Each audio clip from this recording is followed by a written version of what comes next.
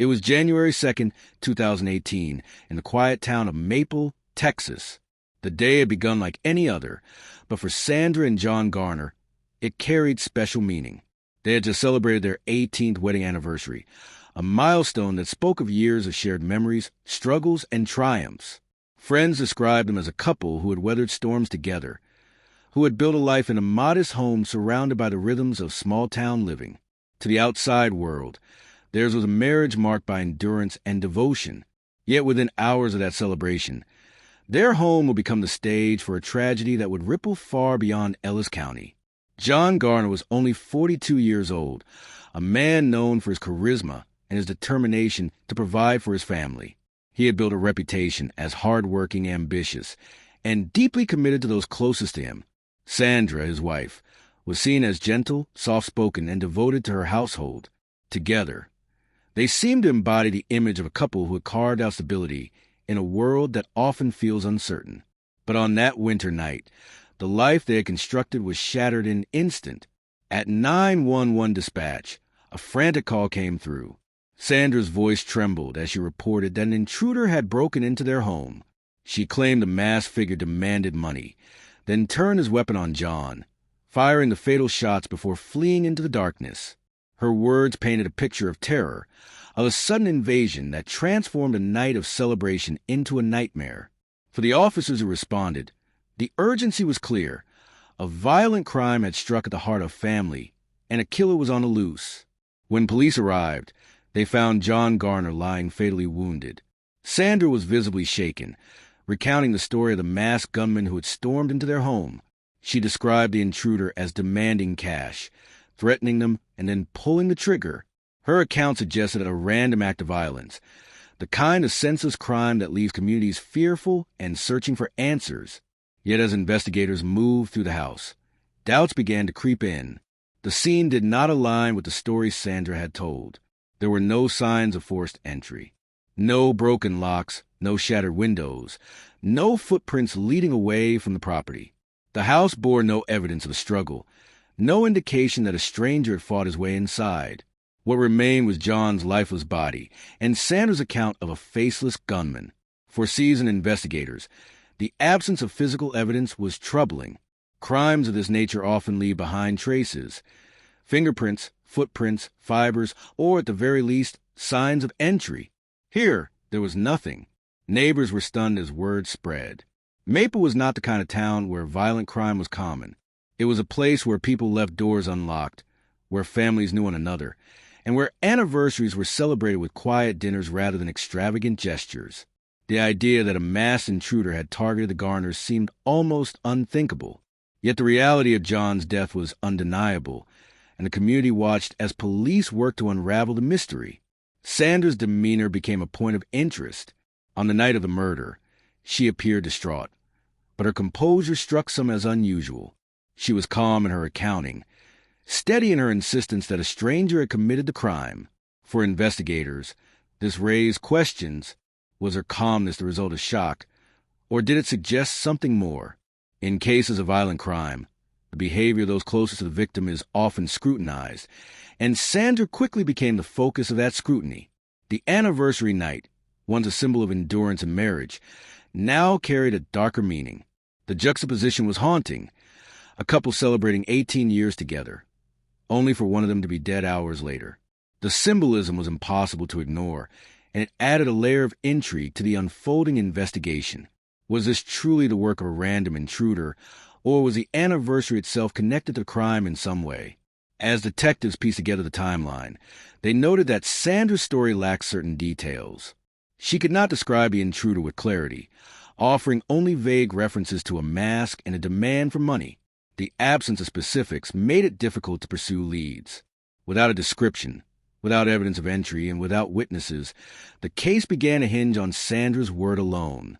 And in the world of criminal investigation, words without evidence are rarely enough. The hours following the murder were filled with questions. Why would an intruder target the Garners? What motive could drive someone to break into their home, demand money, and then kill Jon?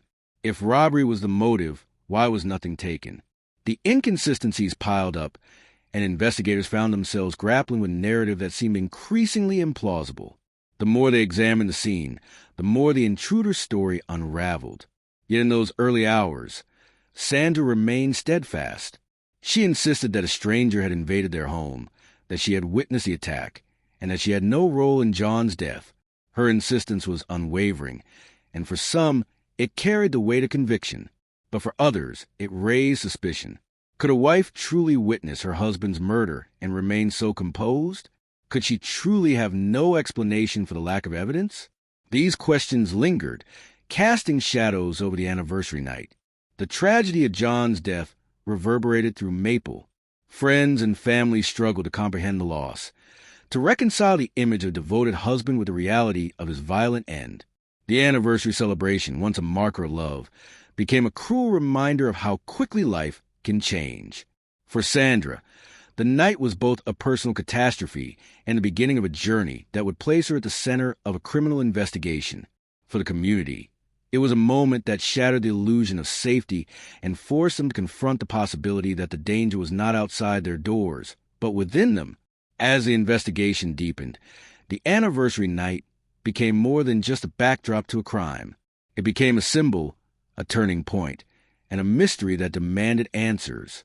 Was Jon's death the result of a random act of violence, or was it the culmination of tensions hidden beneath the surface of a marriage?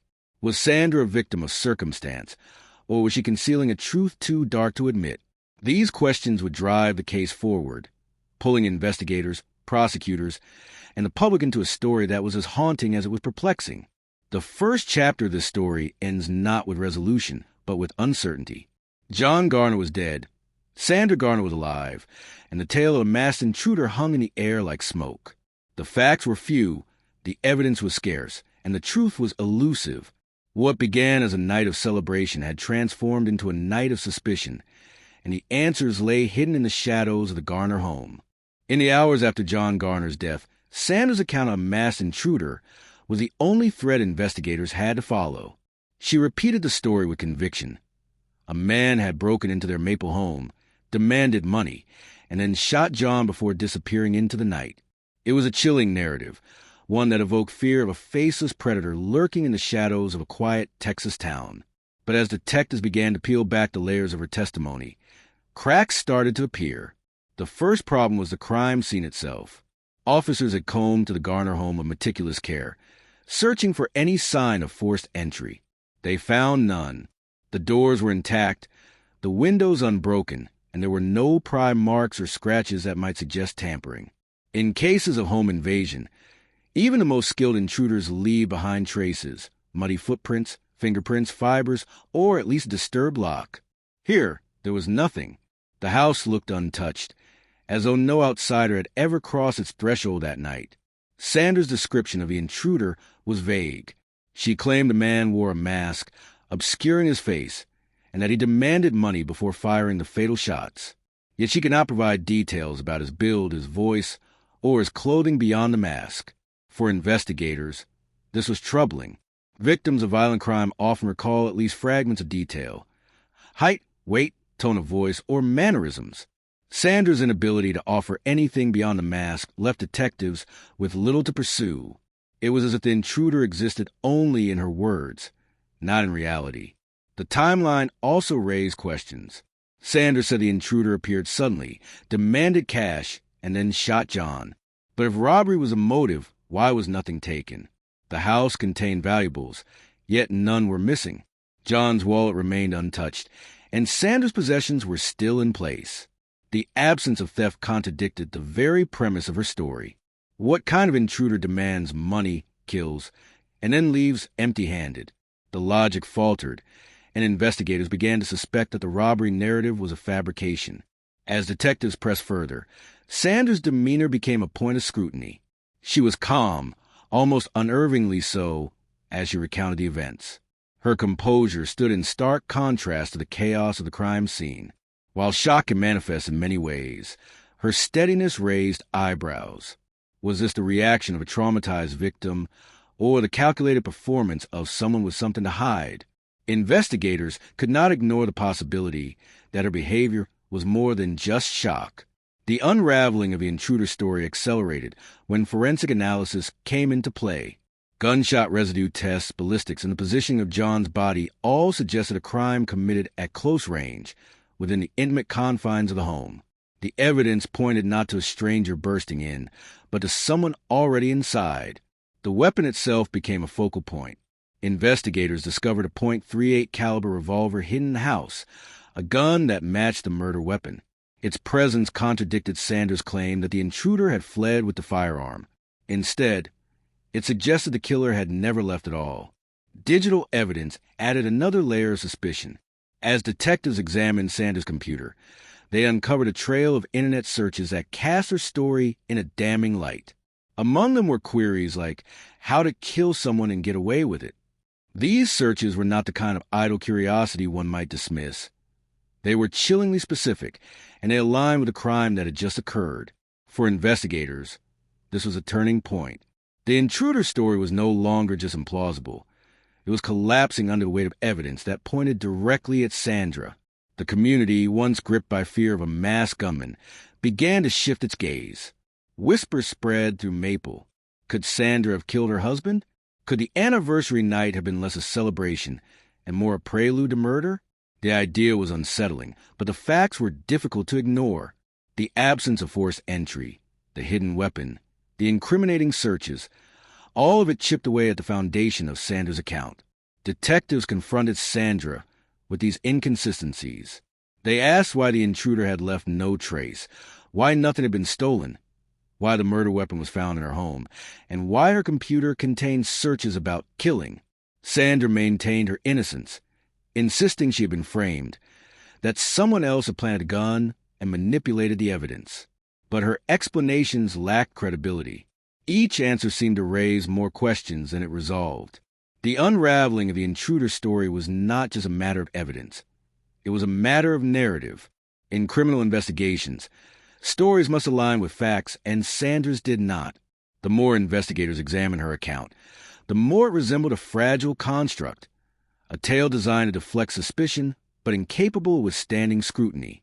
What began as a chilling claim of a masked gunman had transformed into a puzzle of contradictions, and at the center of that puzzle stood Sandra herself. By the end of the first week, the intruder story had all but collapsed. The police no longer believed in a faceless killer roaming Maple.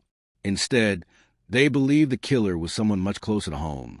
On January 10th, just 8 days after Jon's death, Sandra Garner was arrested and charged with murder. The anniversary night, once a symbol of love and endurance, had become the backdrop to a case that would test the boundaries of truth, doubt, and justice.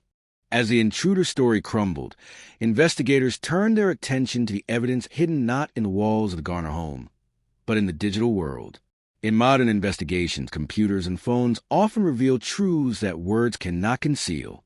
For Sandra Garner, the trail left behind on her computer will become one of the most damning elements of the case. Detectives seized her laptop and began combing through its history.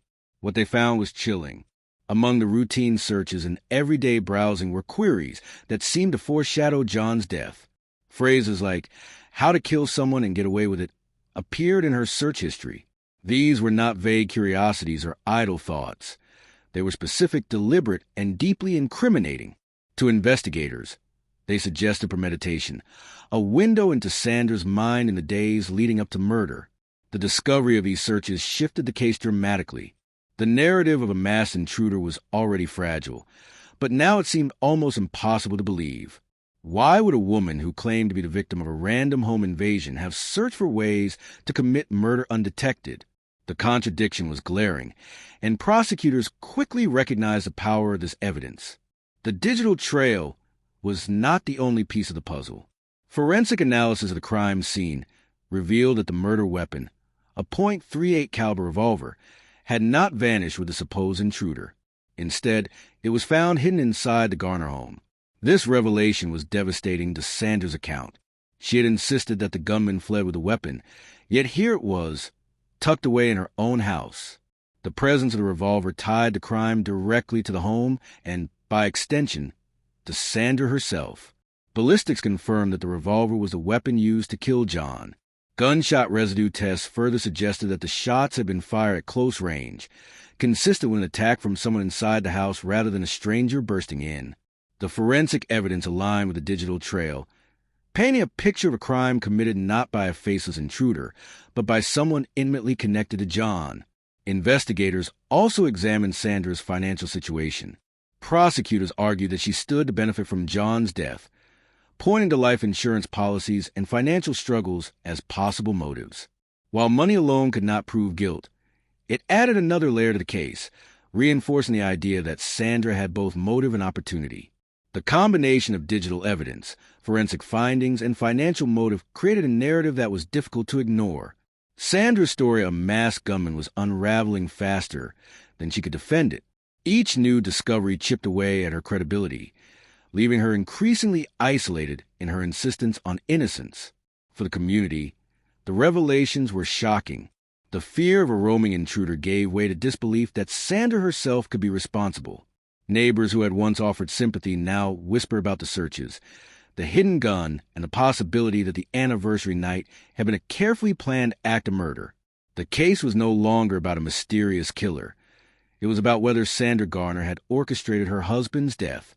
By the time Sandra was formally charged, the digital trail had become the centerpiece of the prosecution's case. It was evidence that could not be explained away, evidence that spoke louder than her words. The anniversary night was no longer just a tragic story of loss. It was a crime illuminated by the cold light of technology, a reminder that in the digital age, secrets are rarely hidden for long. By the time Sandra Garner stood trial, the case had already captured national attention. The story of a wife accused of murdering her husband on their wedding anniversary was as sensational as it was tragic. The courtroom became the stage where two competing narratives would collide. The prosecution's claim that Sandra had carefully planned Jon's death, and the defense's insistence that she was an innocent woman wrongly accused. The prosecution opened with a stark portrayal of Sandra as a calculating killer. They pointed to the incriminating internet searches found on her computer, phrases like, "how to kill someone and get away with it," as evidence of premeditation. They emphasized the discovery of the revolver hidden inside her home, the very weapon used to end Jon's life. To them, the case was clear. Sandra had motive, opportunity, and a digital trail that betrayed her intentions. Financial motive was woven into their argument. Prosecutors highlighted life insurance policies and suggested that Sandra stood to gain financially from Jon's death. They painted a picture of a woman under strain, someone who saw murder as a way out of her troubles. The anniversary night, they argued, was not a celebration, but a calculated moment chosen to mask the crime and sentimentality. The defense countered with equal determination. They argued that Sandra was being framed, that the evidence against her was circumstantial and unreliable. They pointed to her son, Wes, as a possible suspect, suggesting that he had both access to the home and potential motive. They questioned the validity of the computer searches, arguing that they could have been planted or misinterpreted. Sandra herself maintained her innocence, insisting that she had witnessed an intruder and that she had no role in Jon's death. The trial was tense, with each side presenting witnesses, evidence, and arguments designed to sway the jury. Forensic experts testified about the revolver, ballistics, and gunshot residue. Digital analysts explained the computer searches and their significance. Friends and family members took the stand, offering glimpses into the Garner's marriage and the dynamics within the household. Sandra's demeanor during the trial became a subject of fascination. She appeared composed, often calm, even as prosecutors laid out the case against her. To some, her composure was unsettling, a sign of coldness. To others, it was the resilience of a woman wrongly accused. The jury watched closely, weighing not just the evidence but the human presence before them. As the trial progressed, the contradictions in Sandra's story remained at the forefront. The lack of forced entry, the hidden weapon, the incriminating searches, all of it stood in stark contrast to her claim of a masked intruder. Yet the defense hammered home the idea of reasonable doubt. They reminded the jury that no one had seen Sandra pull the trigger, that the case relied heavily on circumstantial evidence, and that the burden of proof lay with the prosecution. The closing arguments crystallized the divide. The prosecution urged the jury to see the pattern: a woman who searched for ways to kill, who possessed a murder weapon, and who stood to gain from her husband's death. The defense urged them to see the gaps. No eyewitnesses, no definitive proof, and the possibility that someone else was responsible. When the jury retired to deliberate, the tension was palpable. The case had been built on layers of suspicion, evidence, and narrative, but the ultimate decision rested on whether those layers formed a picture beyond reasonable doubt. Hours passed as the jury weighed the arguments, the evidence, and the demeanor of the accused. Finally, the verdict was delivered. Sandra Garner was acquitted of murder. The jury found that the prosecution had not met the burden of proof required to convict. For Sandra, it was a moment of relief, a declaration of innocence in the eyes of the law. For others, it was a moment of outrage, a belief that justice had not been served. The trial ended, but the questions remained. Was Sandra truly innocent, the victim of a flawed investigation and circumstantial evidence? Or had a killer walked free, shielded by doubt and the complexities of the legal system? The courtroom drama had concluded, but the story was far from over. When the jury announced its verdict, the courtroom fell silent. Sandra Garner, accused of murdering her husband Jon on the night of their 18th wedding anniversary, was acquitted. In that moment, she walked free, her fate no longer tied to prosecution's narrative of premeditation and betrayal. But outside the courtroom, the story was far from resolved. For Sandra, the acquittal was vindication. She had maintained her innocence from the beginning, insisting that a masked intruder had invaded her home and killed Jon. The jury's decision seemed to affirm her claim, or at least acknowledge that the evidence presented was not strong enough to convict her beyond a reasonable doubt. Yet the shadow of suspicion lingered. To many, the unanswered questions were too heavy to ignore. The community of Maple was divided. Some believed Sandra had been wrongly accused, a victim of circumstance and circumstantial evidence. They saw her as a woman who had endured the trauma of losing her husband only to be put on trial for his death. Others believed the jury had made a mistake, that Sandra had indeed killed Jon and had escaped justice. The case became a point of debate, a story that fueled conversations about guilt, innocence, and the limits of the legal system. The aftermath was marked by lingering doubt. The incriminating internet searches remained unexplained. The revolver found in her home continued to raise questions. The lack of forced entry still contradicted her account of a masked intruder. These pieces of evidence did not vanish with the verdict. They remained part of the public record, reminders of a case that had ended without clear resolution. For Jon's family and friends, the acquittal brought little comfort. They had lost a husband, a father, a friend, and the trial had not provided the closure they sought. The truth of what happened on that anniversary night remained elusive, hidden behind conflicting narratives and unanswered questions. The case of Sandra Garner became emblematic of the complexities of modern justice. It highlighted the role of digital evidence in shaping investigations, the power of circumstantial facts, and the difficulty of proving guilt beyond reasonable doubt. It showed how a jury can be swayed not only by evidence but by the absence of certainty, and how the line between suspicion and conviction can be razor thin. In the years that followed, the story continued to resonate. True crime documentaries revisited the case, examining the evidence, the trial, and the aftermath. Viewers debated Sandra's guilt or innocence. Some convinced she had planned Jon's death. Others persuaded she had been wrongly accused. The anniversary night murder became more than just a local tragedy.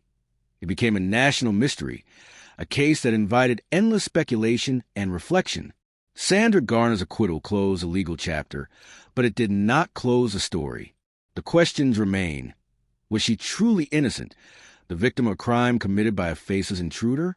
Or did she orchestrate her husband's death, shielded by the protections of reasonable doubt? The answers may never be known.